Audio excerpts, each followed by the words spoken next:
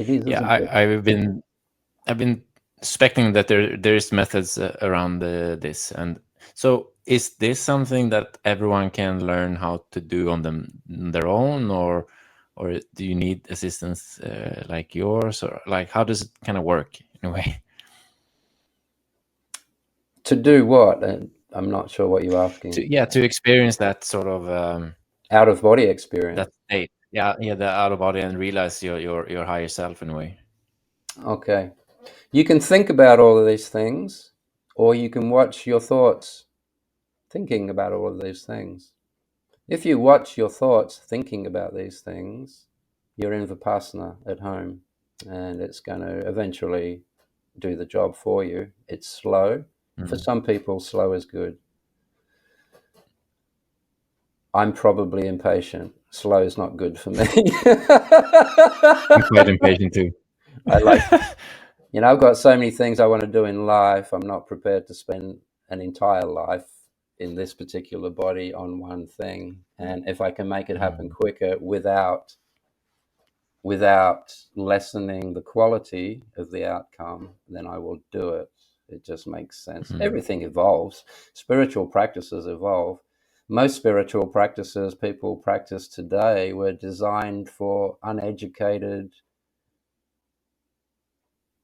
fearful people many hundreds of years ago. A lot of these spiritual, they were made for people who were around 2,000 years ago. Let's just leave it at that. Since then, we know a lot more about life. We know a lot more about nature. Back then, when these spiritual practices came about, people still thought that the weather was controlled by gods. People still thought that gods were controlling every move you make and everything that comes into and out of your life. And they thought that spirits and demons had a lot to do with things going on in their life. And that's why a lot of these spiritual practices still hammer on about spirits and demons and all of this kind of ridiculous stuff. Of course, if you do any real work in Vipassana in your own mind, you'll see that the demons are all in our thoughts. For me, it was as simple as this one question that I asked myself once, a long time ago. If I took all of humanity off of this planet, where would I find good and evil, or demons and spirits? And of course, the answer was, they're gone. You just took all of that shit off the planet. So there's a big lesson right there. So once again, let's say we're talking about someone called John Doe or Jane Doe, whichever you want to go with. You would say to John Doe, if I've got 3 minutes to talk to this person, they've asked the question you just asked, and then they're off on an airplane somewhere else, I would say, start watching John Doe. If it's you, Rasmus, I would say, start watching Rasmus. Just start watching Rasmus.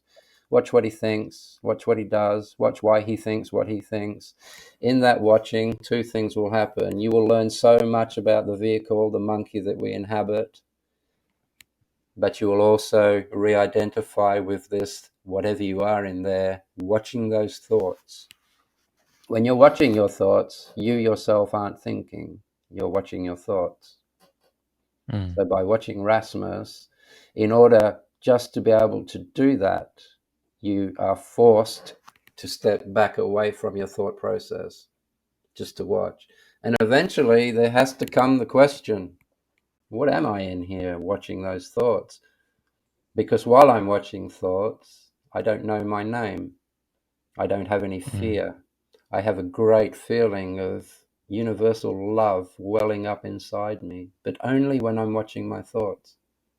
When I jump into my thoughts, my fear comes back, my etc., etc. Yeah. So that's easy then, isn't it? How do I stay out of my thought process? Watch them. You either think, in which case you're in your thoughts, or you watch them, in which case you're out of your thoughts. That's another way of doing it. There's many ways of doing it.